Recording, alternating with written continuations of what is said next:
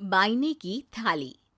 जानवी की जुबान पर बचपन से ही हजार सवाल और मन में हर चीज जानने की उत्सुकता रहती है, जिस वजह से वो अपने भाई की शादी में चल रही रस्मों के बीच भी मम्मी से सवाल पूछने लगती है।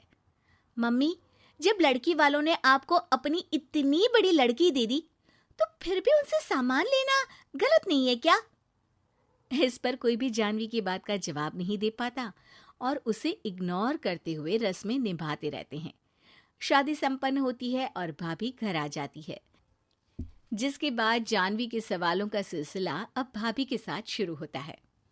भाभी, मुझे आज तक एक बात समझ नहीं आई, हमेशा सारे बलिदान वाले काम लड़कियां ही क्यों करे?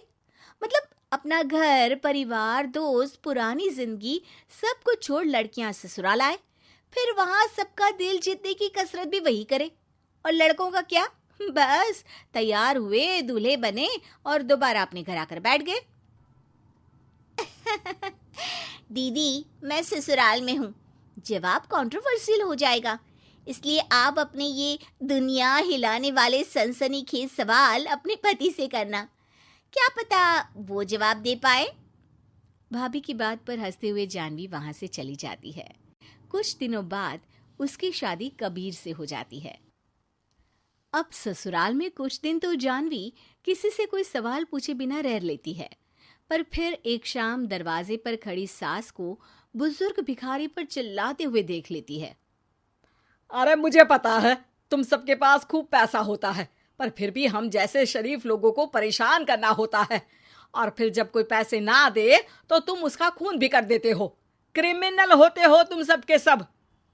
अब जाते हो यहाँ से या पुलिस को बुलाऊं? ये सब देख अब जानवी खुद को रोक नहीं पाती। मम्मी, वो आपसे भीख नहीं, खाने की मदद मांग रहे हैं और आप उन पर इस तरह से चिल्ला नहीं सकती। आखिर ये भी तो एक इंसान है, और वो भी आप और मुझसे उम्र में बहुत बड़े।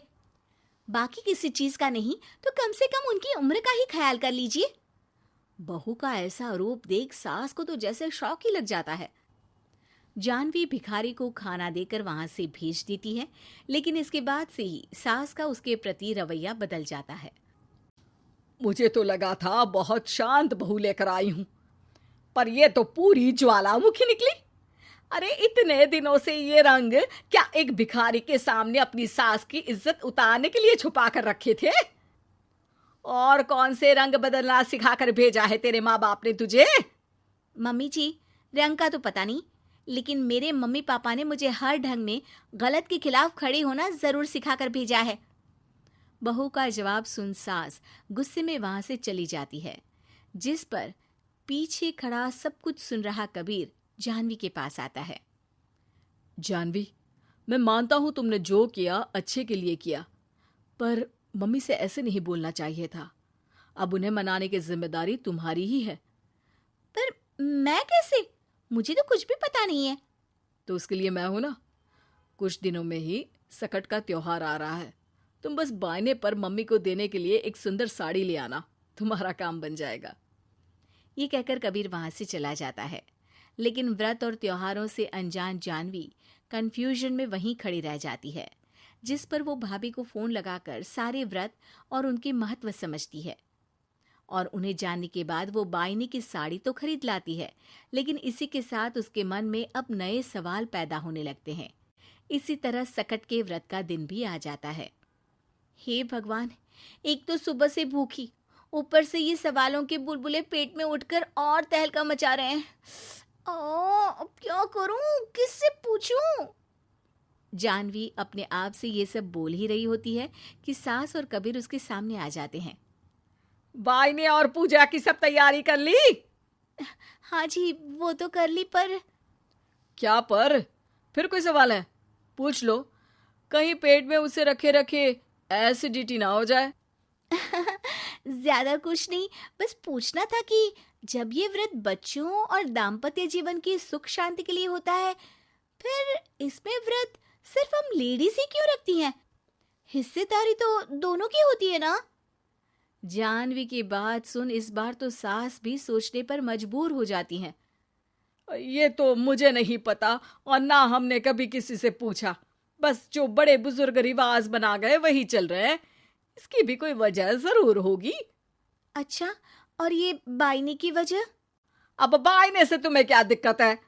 नहीं नहीं, दिक्कत कोई नहीं है। बस सोचती हूँ कि अगर व्रत बच्चों या पति के लिए होता है तो हमेशा हर चीज का गिफ्ट सिर्फ सास को ही क्यों मिलता है? अरे पति के नाम पर व्रत है तो उन्हें, और बच्चों के नाम पर जो व्रत है उनमें बच्चों को क्यों गिफ्ट नहीं दी जाती? जानवी का सवाल सुन इस बार सास भड़कने की बजाय शांति से उसका जवाब देती है।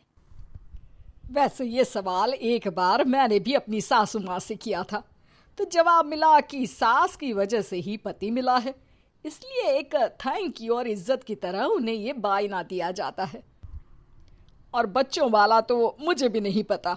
बाकी इस बात की भी कंफर्मेशन नहीं है कि सासू माँ ने ये सिर्फ मेरे सवालों को शांत करने के लिए बोला था या ये सच भी है। सास के जवाब और जानवी के सवाल से अब वो दोनों ही कंफ्यूजन में हैं कि आखिर सच और वजह क्या है। अगर आप लोगों के पास इन सवालों के जवाब हैं तो कमेंट करके सबके साथ ज़रूर शेयर कीजिएगा।